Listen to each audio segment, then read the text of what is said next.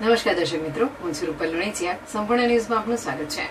વાવથરા જિલ્લાના TET 1 pass OBC વર્ગના ઉમેદવારોને ચાલુ વિદ્યા સહાયક ભરતી પ્રક્રિયામાં 27% અનામત બેઠકો ફાળવવાની માંગ સાથે જિલ્લા કલેક્ટરને આવેદનપત્ર પાઠવ્યું છે. ઉમેદવારોએ ભરતી પ્રક્રિયામાં ઓબીસી વર્ગને યોગ્ય પ્રતિનિધિત્વ આપવા અને અગાઉ થયેલા અન્યાયનું પુનરાવર્તન ન થાય તે માટે યોગ્ય નિર્ણય લેવાની માંગ કરી છે.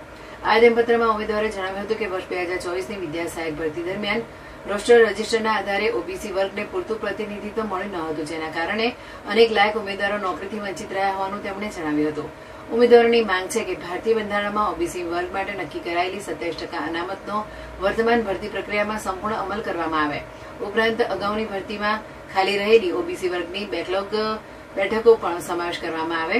ટેટ 1 પાસ ઉમેદવાર ચૌધરી ભરતભાઈએ જણાવ્યું હતું કે ભરતી પ્રક્રિયા ઝડપથી પૂર્ણ કરવામાં આવે તેમજ ઓબીસી વર્ગને બંધારણીય જોગવાઈ મુજબ 27% અનામત આપવામાં આવે. તેમણે ગત ભરતીમાં ઓબીસી વર્ગની ઓછી બેઠકો ફાળવ્યા હોવાનો આક્ષેપ કર્યો હતો. અન્ય ઉમેદવાર રમેશ ચૌધરીએ જણાવ્યું હતું કે અગાઉની ભરતીમાં ઓબીસી વર્ગ સાથે અન્યાય થયો હતો અને આ વખતે પૂરતી અનામત સાથે ભરતી પ્રક્રિયા પૂર્ણ કરવામાં આવે તેવી તેમની માંગ છે.